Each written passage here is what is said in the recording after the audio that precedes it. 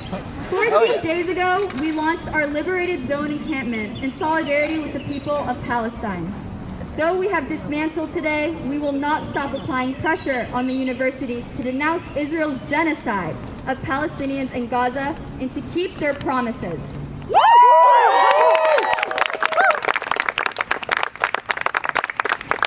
We are months into the settler entity's genocidal campaign against the people of Gaza and months into making the same demands on our university.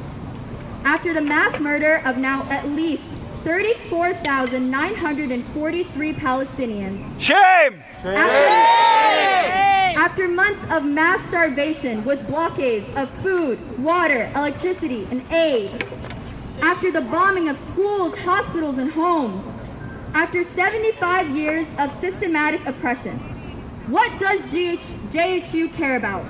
Who does JHU protect? President Daniels and the Board of Trustees have been relentless in protecting the thing they care about the most.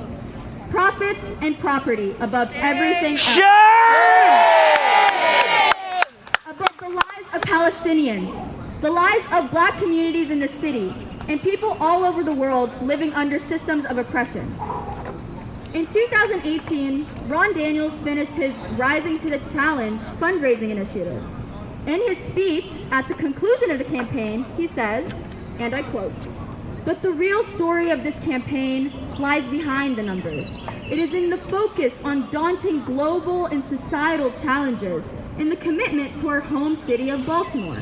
Yet, that same year, he announced the creation of JHPD, composed of BPD officers who have been known to be negligent and disastrous, to put it kindly, to the Baltimore community. That is not a commitment to our home city of Baltimore, Ron. And 6 years later, he refuses to denounce the global and societal challenges in Palestine. He refuses to denounce a genocide. It does not seem you're as focused as you implied you would be, Ron. Hopkins is no stranger to rubble and forced displacement.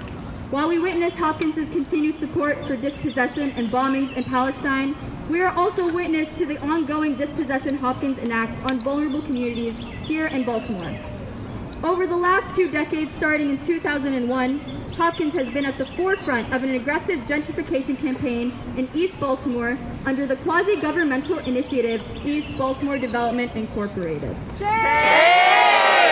In the name of expanding its real estate property and creating space for a small class of people, the Hopkins-led initiative has resulted in the demolition of thousands of row homes and displacement of hundreds of predominantly black and brown longtime residents. 88 acres in the Middle East neighborhood, where the Johns Hopkins Medical Campus is, have been razed to make way for new glossy office and lab buildings. Middle-class consumerism.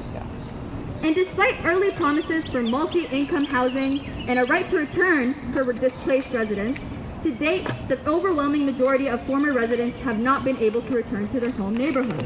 Sounds familiar. And now, after 14 days of sustained agitation on our campus, we are not surprised this university would continue to dig its heels into its support for colonial violence abroad when we have seen just how much it is responsible for colonial violence and expansion in its own backyard. We are not surprised that the university is invested in weapons companies that produce the bombs, turning Gaza into rubble. We are not surprised the university's applied physics lab engineers weapons and technology for the Department of Defense's imperialist violence.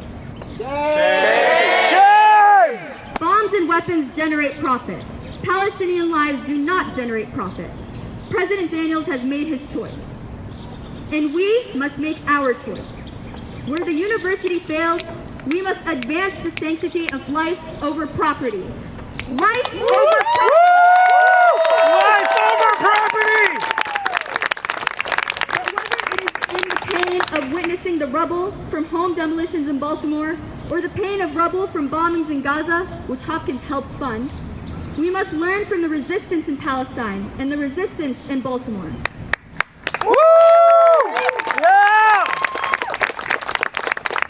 It was through years of contentious struggle against the university, the Black residents of Middle East have been able to push for concessions at every turn of Hopkins' displacement efforts, including pushes for the bare minimum of fair compensation in relocation terms. In our resistance against the colonization of Palestine, we must also be steadfast. Our encampment ends today, but this is only the beginning. We will recharge